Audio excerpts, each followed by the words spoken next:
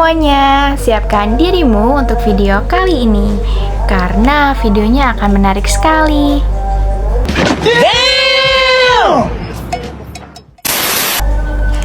Kamu pernah mikir nggak sih gimana nasib bahasa Indonesia di tengah derasnya arus digital dan media sosial? Nah, di video kali ini kita akan bahas seputar perkembangan bahasa Indonesia di era digital. Yuk, simak sampai habis. Oke. Bahasa Indonesia telah mengalami banyak perubahan sejak diresmikan pada tanggal 28 Oktober 1928, bertepatan dengan momen yang sangat penting, yaitu momen Sumpah Pemuda. Dulu bahasa Indonesia digunakan secara formal dalam surat kabar maupun pidato kenegaraan. Namun sekarang bahasa Indonesia juga hidup di ruang digital, dari tweet, caption Instagram, hingga chatting di WhatsApp. Sebelum kita membahas perkembangan bahasa Indonesia di era digital, mari kita bahas dulu nih sejarah singkat perkembangan bahasa Indonesia dari tahun ke tahun. Menurut jejak pustaka, perkembangan bahasa Indonesia dimulai pada tahun 1901, di mana kala itu bernama ejaan Van Ophuijsen. Kemudian beralih di tahun 1947 dengan ejaan Republik atau ejaan Suwandi. Kemudian berubah lagi menjadi ejaan bahasa Indonesia yang disempurnakan pada tahun 1972.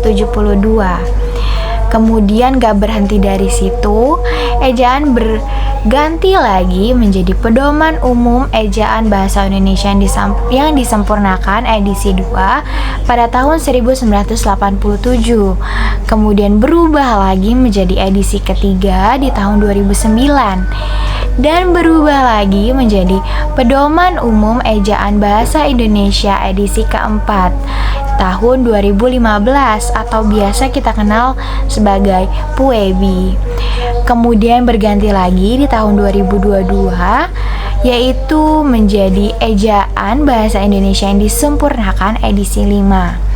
Kementerian Pendidikan, Kebudayaan, Riset, dan Teknologi mengeluarkan Ejaan Bahasa Indonesia yang disempurnakan edisi 5 untuk menggantikan Pedoman Umum Ejaan Bahasa Indonesia.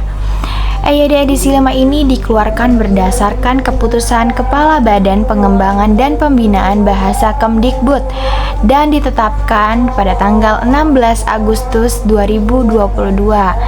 EYD edisi 5 ini diluncurkan bertepatan dengan 50 tahun penetapan EYD pada tanggal 16 Agustus 1972. Perubahan yang terdapat dalam EYD edisi 5 ini adalah penambahan kaidah baru dan kaidah yang telah ada. Sekarang kita balik lagi ke era digital. Era digital membawa pengaruh besar dalam cara kita berkomunikasi. Bahasa Indonesia pun ikut berkembang dari segi penulisan, kosakata, maupun dari gaya bicara. Contohnya dari kata-kata yang sering kita dengar nih teman-teman, seperti ngechat, ngetag, apalagi ya, ngezoom. Nah, ini adalah hasil adaptasi dari teknologi digital yang kita pakai sehari-hari.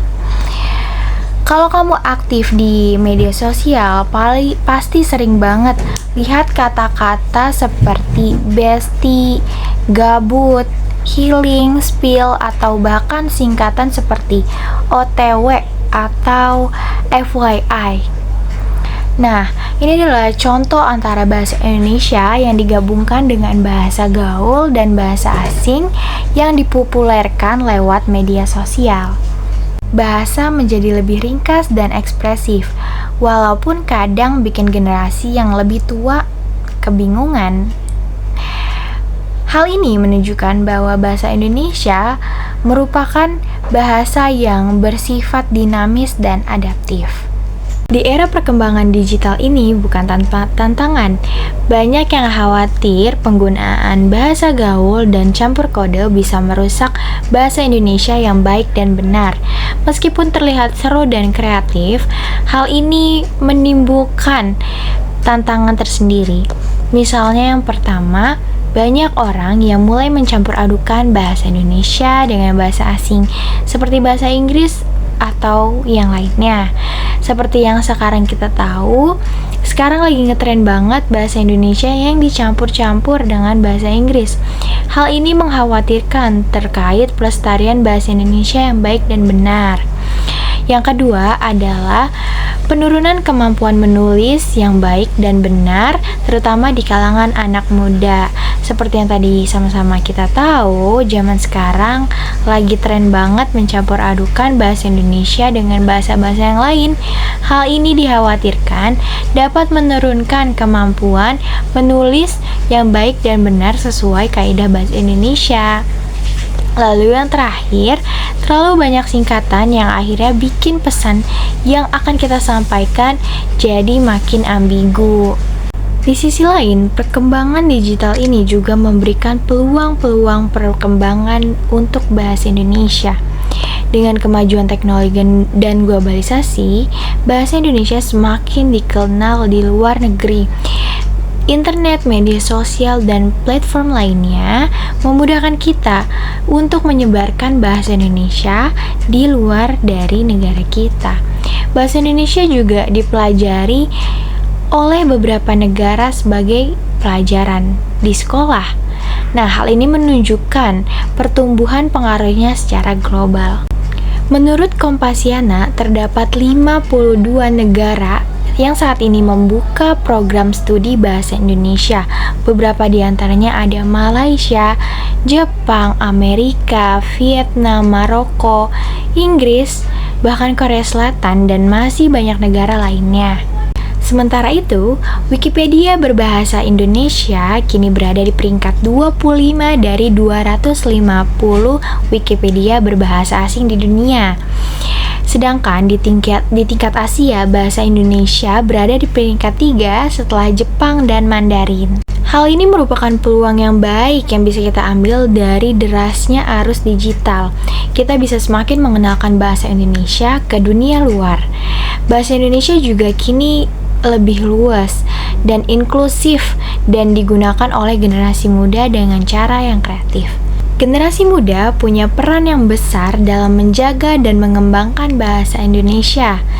Lewat video konten, tulisan di blog, maupun konten-konten kreatif lainnya, kita bisa tetap mencintai bahasa sendiri tanpa harus kaku. Kita bisa tetap kekinian, tapi juga menjunjung bahasa Indonesia yang santun, efektif, dan bermakna. Di era digital ini, sudah banyak cara yang bisa kita lakukan untuk melestarikan bahasa Indonesia. Misalnya seperti KBBI sekarang sudah tersedia online, kita bisa dengan mudah untuk menjangkaunya. Kemudian kedua, kita bisa ikut kampanye penggunaan bahasa Indonesia yang baik dan benar di media sosial. Kita bisa ikut menyerukan penggunaan bahasa Indonesia sesuai kaidah yang benar. Dan yang terakhir, kita bisa membuat konten edukatif berbahasa Indonesia yang sekarang alhamdulillah sudah banyak di YouTube maupun TikTok. Jadi dapat kita simpulkan bahwa perkembangan bahasa Indonesia di era digital ini seperti dua sisi mata uang.